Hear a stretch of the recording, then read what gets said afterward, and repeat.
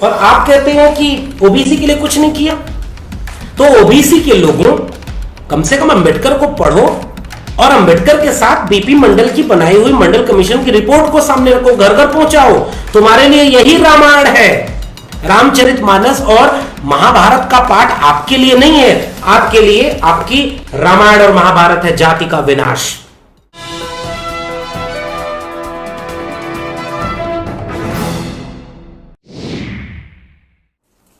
जी जय भीम। चलिए शुरू करते हैं। आप सभी को डॉक्टर बाबा साहब अंबेडकर के 129वें जयंती पर जय भीम और नमो बुद्धाय। शुरू में हम लोग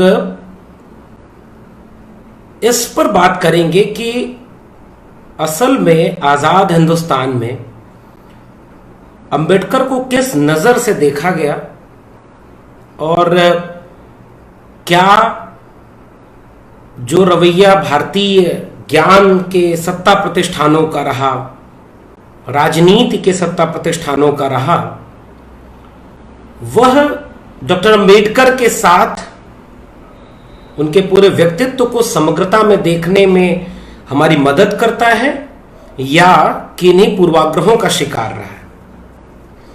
और उसके बाद मैं आपसे कुछ किताबें साझा करूंगा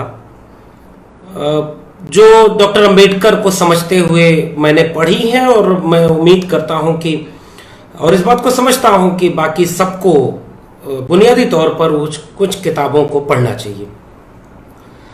बातचीत शुरू करने के पहले मैं याद करना चाहूंगा आनंद तेलतुंबड़े को, जो अंबेडकरवादी दृष्टिकोण से दुनिया में एक बहुत चर्चित चिंतक हैं, समाजशास्त्री हैं, विश्लेषक हैं। और आज जब प्रधानमंत्री देश को संबोधित कर रहे थे, डॉक्टर अंबेडकर का जिक्र कर रहे थे, उन्हें याद कर रहे थे, उसके समानांतर वो भीमा कोरेगांव के मसले पर गौतम नवलखा के साथ आज के दिन फिर से अनंत तेलतुंबड़े को जेल भेजने का काम कर रहे हैं। तो इस बात पर बहुत बातें हुई हैं, लेकिन अब इस मसले को बातों की बजाय आम जनता तक ले जाने की जरूरत है कि असल मानी में अंबेडकर के विचारों का जो भारत बनना था वो क्यों नहीं बन पाया, और कौन लोग हैं जो अंबेडकर के विचारों की हत्या कर रहे हैं। और उसमें कई तरह के लोग हैं। अंबेडकर को दक्षिणपंथी आरएसएस भी याद करता है। देश की चलाने वाली बड़ी कुर्सी पर बैठे होने की दबाव में तमाम वे राजनेता याद करते हैं अंबेडकर को, जो असल मानी में अंबेडकर के सैद्धांतिकी के, अंबेडकर के विचारों के खिलाफ खड़े हैं। और यह बड़ा विडंबनापूर्ण दिखता है। आप कभी तो उनके नाम के पहले उनके पिताजी का नाम जोड़ करके एक अलग तरह की सियासत करना चाहते हैं। डॉक्टर भीमराव को भीमराव रामजी अंबेडकर करते हैं। दूसरी तरफ आप ये कोशिश करते हैं कि अंबेडकर को के सामाजिक न्याय को, सामाजिक समानता को, सामाजिक समरसता की वैचारिकी के भीतर कोऑप्ट कर लिया जाए। और हमारे तमाम बड़े पढ़े लिखे विद्वान, प्रोफेसर, बुद्धिजीवी और आरएसएस की शाखाओं से निकले लोग इस काम को बखूबी अंजाम दे रहे हैं। तो मुझे लगता है कि बहुत बारीक फर्क है शाब्दिक रूप से समानता और समरसता में, लेकिन यह पूरी वैचारिकी के दो अलग अलग छोर हैं। एक वैचारिकी जिसमें कल भी मैंने जिक्र किया था और आज फिर से जिक्र करूंगा, मैं किताब दिखाऊंगा, शायद आपको तस्वीर में यह किताब उल्टी नजर आ रही होगी, लेकिन यह किताब है गोलवलकर की, संघ के प्रमुख रहे, दूसरे बड़े नाम और इंग्लिश में ये किताब छपी थी बंच ऑफ थॉट के नाम से। हिंदी का एक संस्करण मेरे पास है विचार नवनीत। और इस किताब में दो बातें मैं आपके सामने फिर से रखना चाहूंगा। एक अलग अध्याय है आंतरिक संकट के नाम से, कि इस देश के लिए आंतरिक संकट कौन है। और आंतरिक संकट में पेज नंबर 170 पर पहला आंतरिक संकट बताया गया मुसलमान को, दूसरा आंतरिक संकट बताया गया ईसाई को, और तीसरा आंतरिक संकट कम्युनिस्टों को बताया गया। ये इस किताब के पन्नों में है। और दूसरी बात जिसकी वजह से बंच ऑफ थॉट को मैं फिर से जिक्र कर रहा हूं, इसमें तो तमाम बातें ऐसी हैं जो एक तरफ आप संविधान रखेंगे और एक तरफ आप बंच ऑफ थॉट रखेंगे तो आपको वैचारिकी का स्पष्ट अंतर दिख जाएगा कि वे कौन लोग हैं जो एक मनुवादी फासिस्ट सरकार बनाना चाहते हैं, देश बनाना चाहते हैं जो हिंदू राष्ट्र हो, जिसमें जातियां समरसता के साथ रहें। जाति उन्मूलन उनका ध्येय नहीं है। डॉक्टर अंबेडकर अपनी सबसे महत्वपूर्ण विचारकी में जाति का विनाश चाहते हैं, जाति खत्म हो, लेकिन सामाजिक समरसता यानी दक्षिणपंथी आरएसएस क्या चाहता है? जातियों में समरसता हो, जाति उन्मूलन न हो। यह सबसे बड़ा खतरा है सामाजिक न्याय और सामाजिक समरसता की शब्दावली में, जिसे स्पष्ट तौर पर अकादमिक ज्ञान के सत्ता प्रतिष्ठानों से लेकर के गांवों तक में ले चलना होगा कि आप जातियों के बीच एक रास्ता बनाया जाना चाहते हैं। और इस बात में अंबेडकर भी एक तरफ खड़े हैं, सामाजिक न्याय की वैचारिकी एक तरफ खड़ी है, और दूसरी तरफ गांधी भी खड़े नजर आते हैं। इस मसले पर गांधी वहीं खड़े नजर आते हैं। गांधी का कोटेशन मैं पहले पढ़ना चाहूंगा। गांधी चाहते क्या थे कि किस तरह से जातियां बनी रहें, क्योंकि जाति महत्वपूर्ण है भारतीय समाज के लिए। मैं जो कोटेशन पढ़ रहा हूं वो अरुंधति रॉय की किताब में पेज नंबर 21 पर है। दो कोटेशन है गांधी के। 1916 में मद्रास के एक मिशनरी सम्मेलन में गांधी ने भाषण दिया। महात्मा गांधी कहते हैं, जाति का व्यापक संगठन न केवल समाज की धार्मिक आवश्यकताओं को पूरा करता है, बल्कि यह राजनीतिक आवश्यकताओं की भी परिपूर्ण करता है। जाति व्यवस्था से ग्रामवासी न केवल अपने अंदरूनी मामलों का निपटारा कर लेते हैं, बल्कि इसके द्वारा वे शासक शक्ति या शक्तियों द्वारा उत्पीड़न से भी निपट लेते हैं। एक राष्ट्र जो जाति व्यवस्था उत्पन्न करने में सक्षम हो, उसकी अद्भुत सांगठनिक क्षमता को नकार पाना संभव नहीं है। फिर 1921 में गांधी नवजीवन गुजराती पत्रिका में लिखते हैं, मेरा विश्वास है कि यदि हिंदू समाज अपने पैरों पर खड़ा हो पाया है तो वजह यह है कि इसकी बुनियाद जाति व्यवस्था के ऊपर डाली गई है। जाति का विनाश करने और पश्चिमी यूरोपीय सामाजिक व्यवस्था को अपनाने का अर्थ होगा कि हिंदू आनुवांशिक पैतृक व्यवस्था के सिद्धांत को त्याग दें, जो जाति व्यवस्था की आत्मा है। और आखिरी में ये कहते हैं, आनुवांशिक सिद्धांत एक शाश्वत सिद्धांत है, इसको बदलने से अव्यवस्था होगी। मेरे लिए ब्राह्मण का क्या उपयोग है यदि मैं उसे जीवन भर ब्राह्मण न कह सकूं। यदि हर रोज किसी ब्राह्मण को शूद्र में परिवर्तित कर दिया जाए और शूद्र को ब्राह्मण में, तो इससे तो अराजकता फैल जाएगी। पेज नंबर 21, अरुंधति रॉय, एक था डॉक्टर एक था संत। अब बंच ऑफ थॉट का पेज नंबर 352-53, इसमें क्या लिखते हैं? 52-53 में अस्पृश्यता का उपचार। आरएसएस के महान विचारक बंच ऑफ थॉट के लेखक गोलवलकर जाति का उपचार नहीं चाहते, अस्पृश्यता का। याद करिए, शुरुआती दौर में और जब गांधी लिख रहे थे कि जाति खत्म होने से अव्यवस्था फैल जाएगी समाज में, तो गांधी भी यहीं खड़े थे। ये बंच ऑफ थॉट लिखता है, पहली बात कि यह अंग्रेजों के द्वारा पैदा किया हुआ है, वही पुराना खेल। हमारा कटु अनुभव है कि अंग्रेजों ने एक वर्ग या जाति को दूसरे के विरुद्ध खड़ा किया था, यथा ब्राह्मण के विरुद्ध अब्राह्मण, और बांटो और राज करो की कुटिल नीति चलाई। गोलवलकर कह रहे हैं कि जाति का जहर अंग्रेजों का बांटो और राज करो की नीति का है। इसको अंबेडकर तब के लिख चुके हैं, लेकिन अंबेडकर का कोई जवाब नहीं। और इसमें गलत तथ्य दिया हुआ है बंच ऑफ थॉट में। क्या लिख रहे हैं?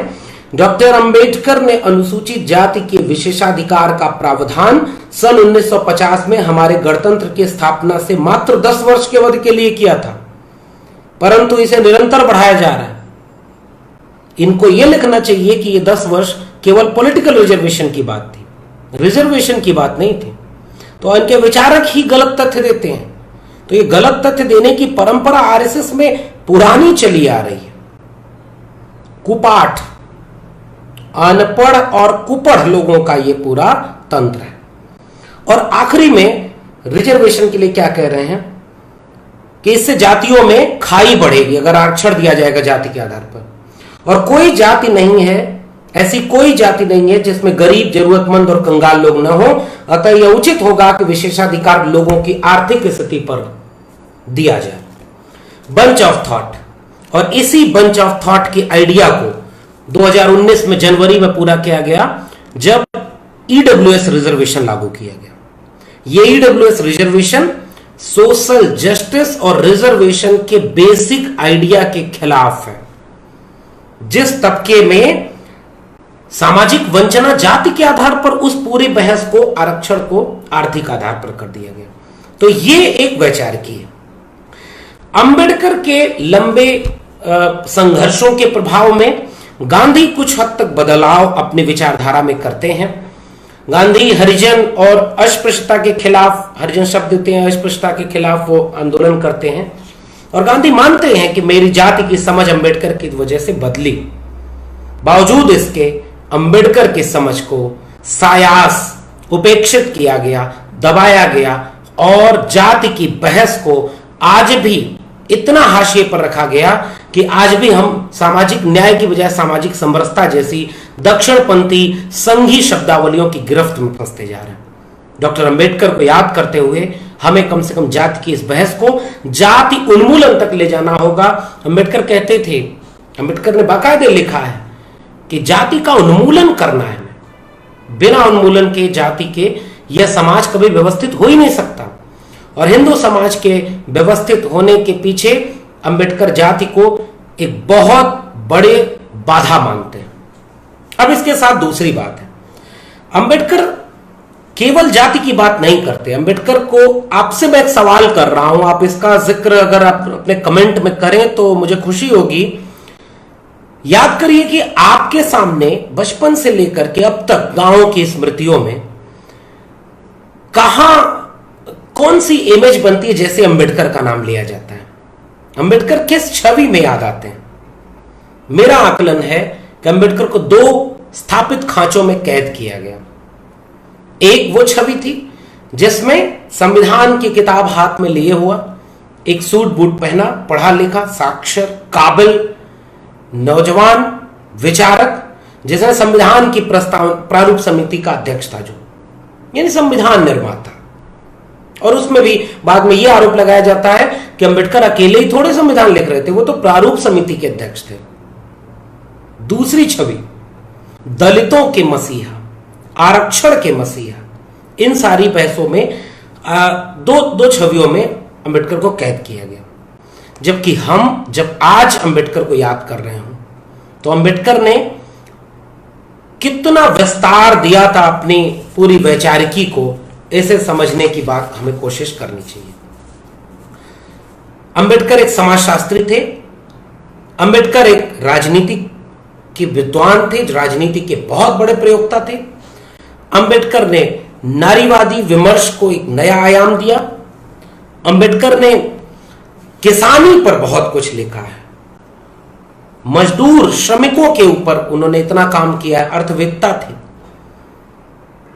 अंबेडकर पत्र पत्रिकाओं के लिहाज से देखें तो 6-5 अखबार निकालते थे। मूक नायक, बहिष्कृत भारत, समता, जनता और प्रबुद्ध भारत। पत्रकारिता में, क्योंकि अंबेडकर कहते थे अछूतों का कोई अखबार नहीं होता। अंबेडकर जिस नजरिए से एक बड़ा विस्तार रखते थे, उन्हें बाकायदे 70 साल में उपेक्षित किया गया। अंबेडकर के आर्थिक चिंतन को, अंबेडकर के राजनीतिक चिंतन को, समाजशास्त्रीय अध्ययन को, अंबेडकर के श्रमिकों, मजदूरों, किसानों, महिलाओं के प्रति क्या नजरिया है, जो दूरदृष्टि थी, उसकी किताबें ही पब्लिक डोमेन में नहीं रखी गई। मैं एक किताब का जिक्र इसी के साथ कर रहा हूं, क्रिस्टोफ जेफलो। इनकी किताब है डॉक्टर भीमराव अंबेडकर एक जीवनी। 2019 में इसका हिंदी अनुवाद आया, इसके पहले ये अंग्रेजी में लिखी गई थी। इनकी बहुत प्रसिद्ध किताब silent revolution in northern India बहुत प्रसिद्ध है, विदेशी विद्वान। और अरुंधति रॉय को जब हम पढ़ते हैं या बाद के तमाम विचारकों को पढ़ते हैं, एक आरोप सबसे गंभीर लगाया गया कि जिस दौर में आजादी की लड़ाई लड़ रहे लोगों के ऊपर दर्जनों किताबें लिखी जा रही थी, उनका सामान्य लेखन भी पब्लिक डोमेन में था। वो बड़े विचारक माने जा रहे थे, वो स्वाधीनता संग्राम के नायक थे, राष्ट्र निर्माता थे। उस दौर तक अंबेडकर की इतनी अपार लेखनी को भी संकलित करके प्रकाशित नहीं होने दिया जा रहा था। और एक तथ्य बड़ा रोचक है कि भारत रत्न एक परंपरा रही है कि जीवित लोगों ने खुद को दिया, बाद के लोगों ने अपने पूर्वजों और वैचारिक पुरोधाओं को दिया, जो कि भारतीयता की आत्मा के खिलाफ खड़े थे, उन्हें भी भारत रत्न दिया गया। लेकिन अंबेडकर को भारत रत्न उनकी मृत्यु के 33 साल बाद और उनके जन्म के लगभग एक शताब्दी बाद 31 मार्च 1990 को बीपी सिंह की गवर्नमेंट में, और वहां से व्यवस्थित अंबेडकर की समग्र रचनावली के प्रकाशन की बात शुरू होती। तो अंबेडकर पाठ्यक्रम में नहीं रहे, अंबेडकर को समाजशास्त्र के विषयों में नहीं कोट किया गया, अर्थशास्त्र में नहीं कोट किया गया। जेंडर की बात जब होती तो अंबेडकर को नहीं याद करते हैं, क्योंकि अंबेडकर को पढ़ने ही नहीं दिया गया। और एक सामान्य कॉमन सेंस जो अंबेडकर को लेकर के भारत में बना, वह कॉमन सेंस केवल दलित मसीहा, आरक्षण के नेता और उसके बाद संविधान के निर्माता, इन छवियों में कैद किया गया। और यह कैद करना जब सामाजिक न्याय के सबसे बड़े विचारक, सबसे व्यवस्थित विचारक के साथ हो रहा है, तो कल्पना करिए कि कहां आप पाएंगे ज्योतिबा फूले, सावित्रीबाई फूले, फातिमा शेख, पेरियार, नारायण गुरु, बिरसा मुंडा, जयपाल सिंह मुंडा, राम मनोहर लोहिया इतना कद्दावर नेता थे। गांधी के साथ, नेहरू के साथ एक लंबी बहस है, कहां है लोहिया सिलेबस के हिस्सों में। बाबू जगदेव प्रसाद कहां हैं, रामस्वरूप वर्मा कहां है, बीपी मंडल, कल उनकी पुण्यतिथि थी, बीपी मंडल का मंडल कमीशन की रिपोर्ट कहां है, कांशी राम किस नजर से देखे जाते हैं। और राजनीति में आते आते लालू, मुलायम, मायावती जातिवादी हो जाते हैं। मेरा आरोप इस पर है कि जब अंबेडकर को ज्ञान के सत्ता प्रतिष्ठानों से, राजनीति के सत्ता प्रतिष्ठानों से, तमाम जगहों से उपेक्षित किया गया, और इस उपेक्षा में वे वर्चस्वशाली प्रभु वर्ग कामयाब रहा, तो सामाजिक न्याय के बाकी पुरोधाओं के साथ क्या होगा ये हम समझते हैं। हमारे नायक जनता तक नहीं है। इसलिए कोरोना की महामारी में रामायण और महाभारत दिखा करके, सामाजिक न्याय को सामाजिक समरसता से रिप्लेस करके, कुछ छद्म दलित, ओबीसी और आदिवासियों को संघ की नुमाइंदगी करके आज सामने खड़ा करके, भीमराव, रामजी, अंबेडकर करके सामाजिक न्याय को सामाजिक समरसता के जरिए हत्या करवा करके अंबेडकर को भी एप्रोप्रिएट करने की कोशिश कामयाब होगी। क्योंकि अंबेडकर को साया 70 साल उपेक्षित किया गया, उनकी लेखनी को उपेक्षित किया गया, उनको जानने नहीं दिया गया कि वित्त आयोग के गठन में द प्रॉब्लम ऑफ रुपी, और उसके बाद ये the evolution of provincial finance in British India, इसका भी कोई रोल है। मजदूरों के काम के घंटे, पे grade, gratuity, TADA, labour association, labour protection act, इनका भी कोई रोल था इस देश को बनाने में? किसानों के लिए खेती की, अलग से खेती की बात करना, किसानों के बांध की, सिंचाई की, इसके लिए अंबेडकर ने लिखा। पढ़ा क्या आपने कहीं कि अंबेडकर किसानों के लिए कुछ लिखते हैं? अंबेडकर श्रमिकों के लिए लिखते हैं, अंबेडकर महिलाओं के लिए इतना कुछ लिखते हैं। हिंदू कोड बिल पर अंबेडकर ने इस्तीफा दिया।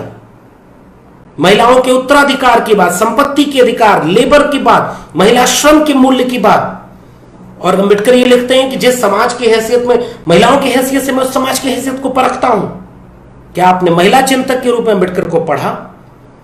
तो राष्ट्र निर्माण की प्रक्रिया में सामाजिक न्याय की पूरी वैचारिकी को खारिज करना था, इसलिए सामाजिक न्याय की वैचारिकी के सबसे प्रमुख स्वर को लिखने, पढ़ने और बोलने से उपेक्षित रखा गया, सायास निर्वासित किया गया। इसलिए अंबेडकर का कम पाठ हुआ है और कुपाठ हुआ है।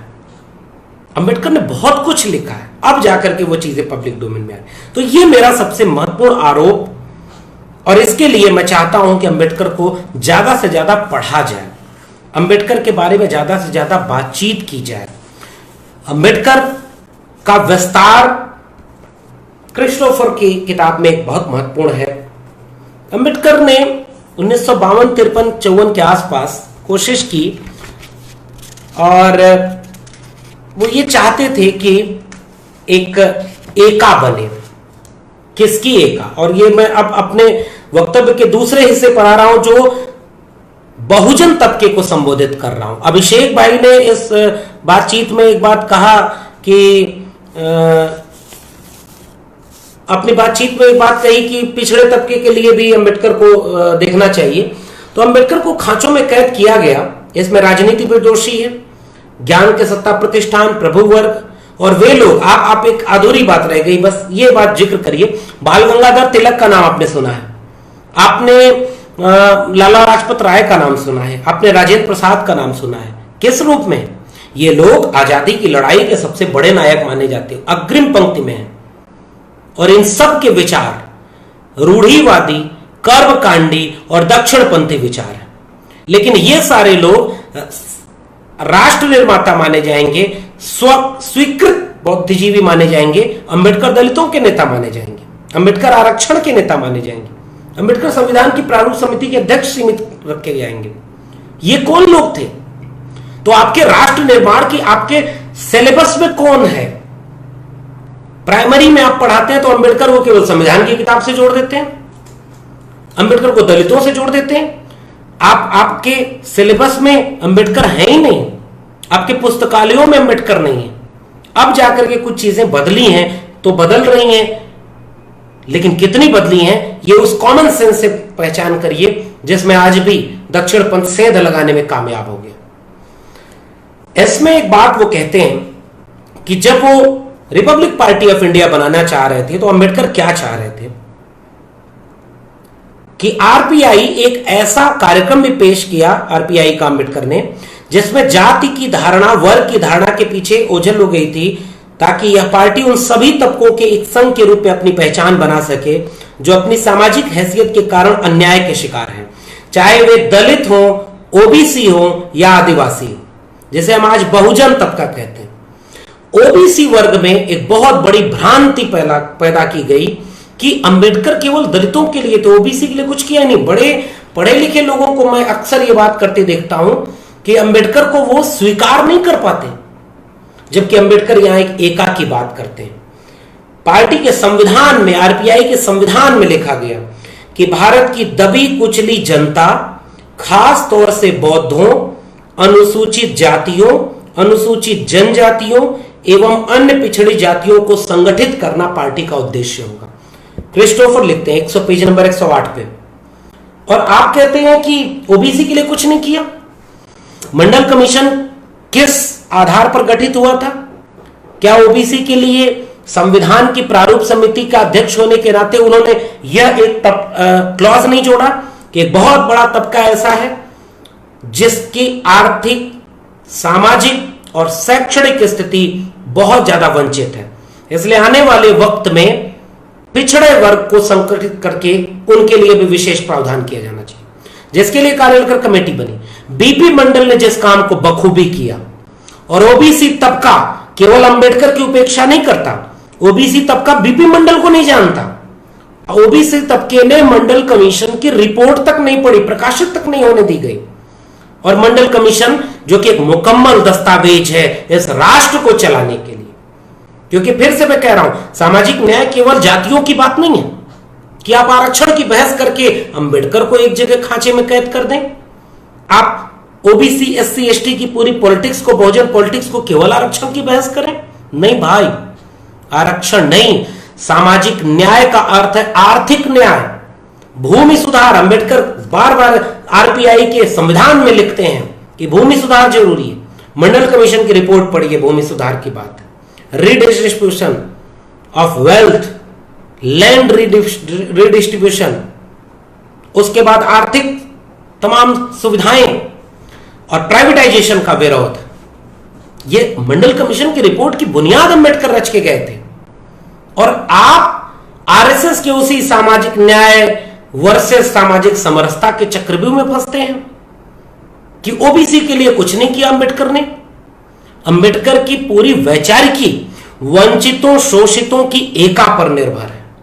अंबेडकर फिर मजदूर की जो बात करते हैं, श्रमिकों की बात करते हैं, आप उसे कहां रखेंगे? अंबेडकर किसानों की बात करते हैं, अंबेडकर महिलाओं की बात करते हैं। तो यही तो है बहुजन एका।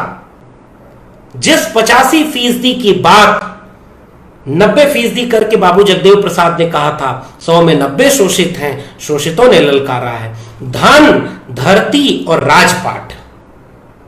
धन आर्थिक, धरती लैंड रिफॉर्म और राजपाट पॉलिटिक्स, ये है आपकी लड़ाई।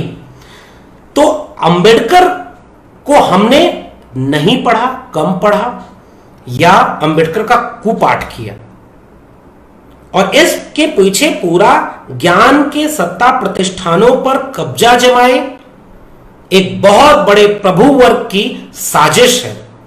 अंबेडकर को पाठ्यक्रमों से दूर रखना, अंबेडकर को राष्ट्र निर्माण के नायक से की छवि से दूर रखना, अंबेडकर को दलितों का मसीहा, आरक्षण का मसीहा कहा जाना। और लाला लाजपत राय, बाल गंगाधर तिलक, राजेंद्र प्रसाद, ये सारे लोग नेहरू से लड़ते थे, धर्म के मानने वाले लोग। और क्या क्या इनके विचार हैं नारी को लेकर के। जब कांग्रेस में विचार आता था तो बाल गंगाधर तिलक धमकी देते हैं। हिंदू कोड बिल पर राजेंद्र प्रसाद धमकी देते हैं नेहरू को, और इसी हिंदू कोड बिल पर अंबेडकर इस्तीफा देते हैं। अंबेडकर ने जाति के नाम पर इस्तीफा दिया था क्या? आप केवल अंबेडकर को जाति का नेता? तो दुनिया के किसी भी इतिहास में, किसी भी देश के इतिहास में दो बातें कभी नहीं दिखेंगी। नंबर 1, कोई भी मुल्क अपनी सबसे बुनियादी चुनौती को उपेक्षित नहीं करेगा। अमेरिका ने नस्लवाद को उपेक्षित किया तो गृह युद्ध झेलना पड़ा, और गृह युद्ध के बाद अमेरिका बदला। व्हाइट हाउस का नाम भले न बदल पाया हो, लेकिन व्हाइट हाउस में ब्लैक बैठा। अमेरिका का पूरा तंत्र बदल गया, और ब्लैक्स के लिए लड़ाई लड़ने की अगुवाई और आगे आगे सड़कों पर उतर करके आंदोलन करने में व्हाइट्स आगे थे। नस्ल भेद को यूरोपियन कंट्रीज में लड़ करके मिटाया गया। हमारे यहां जाति को छिपाया गया, और आज भी, आज के दिन अपने वॉल टटोलिए, लेखों को खोजिए और खोजिए कि वे कौन घातक लोग हैं जो सामाजिक समरसता की बात कर रहे हैं। वो चाहते हैं कि जातियां बनी रहें, वर्ण व्यवस्था बनी रहे, जातियों के बीच एक आपस में रिश्ता बना रहे, और सारे ये जातिवादी लोग आपकी थाली में आपके साथ बैठ करके खाने के दम्भ भरेंगे कि हम तो जाति नहीं मानते, हम तो छुआछूत नहीं मानते, हम हर जाति के बच्चों को पढ़ाते हैं, हमारे दोस्त फला फला जाति के हैं, हम समरसता की बात करते हैं। तो क्या जाति यही है? आपकी समझ में खोट है। ये गोलवलकर हेडगवार के वारिस, समरसता के वारिस, ये जातियां इसलिए बनाए रखना चाहते हैं क्योंकि जातियों के वर्चस्व पर इनका हेजमनी कायम रहे। और अंबेडकर और सामाजिक न्याय चाहता है जाति उन्मूलन। जाति के नाम पर भेदभाव हुआ है तो जाति को खत्म किए बिना एक देश आगे नहीं बढ़ेगा, और इस जाति को संरक्षित करता है धर्म, इसलिए धार्मिक कर्मकांड और रूढ़िवाद को खत्म किए बिना नहीं आगे बढ़ेगा। भारत देश ने क्या किया? धार्मिक कर्मकांडों को, अपने देश की सबसे बुनियादी समस्या जाति को पर्दे के नीचे रखा। इसलिए आज भी यह समावेशी विकास की प्रक्रिया में नहीं बढ़ रहा है। आज भी दलितों के साथ सबसे ज्यादा हत्याएं, बलात्कार, चोरी और न्याय प्रक्रिया में सबसे ज्यादा धोखा, ग्राउंड से लेकर के बड़े बड़े विश्वविद्यालयों में इंटरव्यू, जो प्रोफेसर ये दावा करता है ना कि जाति नहीं मानता, सबको पढ़ाता है, वो इंटरव्यू में दलित पिछड़े आदिवासियों के नंबर काटता है। क्या ये शोध में आएगा? क्या ये अखबार में खबर छपेगी? नहीं छपेगी। मीडिया में कौन कब्जा किया हुआ है, न्यायपालिका में कौन कब्जा किया हुआ है, विश्वविद्यालय के प्रोफेसरों में कौन लोग बैठे हुए हैं, देश कौन चला रहा है। तो ये इसलिए हुआ क्योंकि अंबेडकर को दलितों का नेता बनाया गया। बाबू जगदेव प्रसाद को, ललई यादव को, रामस्वरूप वर्मा को, मंडल कमीशन की रिपोर्ट को, कांशीराम को, लोहिया को, बिरसा मुंडा, जयपाल मुंडा को कभी सिलेबस में नहीं पढ़ाया गया। क्योंकि अगर ये लोग सिलेबस में आ जाते, अंबेडकर घर घर पहुंच जाते, तो रामायण कौन देखता, तो फिर समरसता की बात कौन करता। और ये जो चुनौती देता है वर्ण, वर्ग और जेंडर को लेकर के, फिर हिंदू राष्ट्र कैसे बनता? फिर हिंदू राष्ट्र का दम 2020 में कैसे भरा जाता? हिंदू राष्ट्र के नाम पर चुनाव कैसे जीते जाते? क्योंकि ये सारे पेरियार, फूले, अंबेडकर, बिरसा और रामस्वरूप वर्मा से लेकर के जगदेव प्रसाद, इन लोगों ने भारत की बुनियादी समस्याओं को चुनौती दी थी। इसीलिए अंबेडकर और इन सारे सामाजिक न्याय को हाशिए पर रखा गया। इसलिए अब जाति का शोषण बदल गया है। अब जातिवाद में छुआछूत नहीं होता, इंटरव्यू में नंबर काटे जाते हैं और आपको देश चलाने के संस्थानों तक नहीं पहुंचने दिया जाता। इसलिए भारत दुनिया का सबसे अनूठा देश है जिसने अपने बुनियादी समस्याओं पर पर्दा डाला और आज भी एक जातिवादी, पितृसत्ता का, सामंती, कर्मकांडी और आडंबरी देश बना हुआ है। जातिवाद महीन हो गया, बारीक हो गया। इंटरव्यू में नंबर काटा जाना और न्यायपालिका में दलितों को न्याय न मिलना, आदिवासियों की जमीन की बेदखली का मामला, बहुजन तबके की महिलाओं की हर तरह से हक हुकूक के छीनने का मामला, ये सारी चीजें वंचित रखी गई। इसलिए अंबेडकर को एक हाथ में संविधान लगा करके सीमित कर दिया गया, दलितों का नेता माना गया। और पिछड़े तबके के लोगों को अंबेडकर को पढ़ने नहीं दिया गया। पिछड़े तबके के लोग फूले को नहीं मानते, पेरियार को नहीं पढ़ पाए, बीपी मंडल और मंडल कमीशन की रिपोर्ट को नहीं पढ़ पाए। तो ओबीसी के लोगों, कम से कम अंबेडकर को पढ़ो और अंबेडकर के साथ बीपी मंडल की बनाई हुई मंडल कमीशन की रिपोर्ट को सामने रखो, घर घर पहुंचाओ। तुम्हारे लिए यही रामायण है। रामचरितमानस और महाभारत का पाठ आपके लिए नहीं है, आपके लिए आपकी रामायण और महाभारत है जाति का विनाश। आपके लिए रामायण और महाभारत है अंबेडकर, फूले, पेरियार, रामस्वरूप वर्मा, ललई की सच्ची रामायण पढ़ो, पेरियार को पढ़ो। ये नहीं करने दिया गया, इसलिए देश आज भी आगे नहीं बढ़ रहा। समतावादी देश नहीं है, अंबेडकर के सपनों का, सामाजिक न्याय की वैचारिकी के सपनों से बाहर खड़ा हुआ है। बहुजन समाज से जुड़ी हर खबर जानने के लिए सब्सक्राइब करें द शूद्र और बेल आइकन दबाना ना भूलें।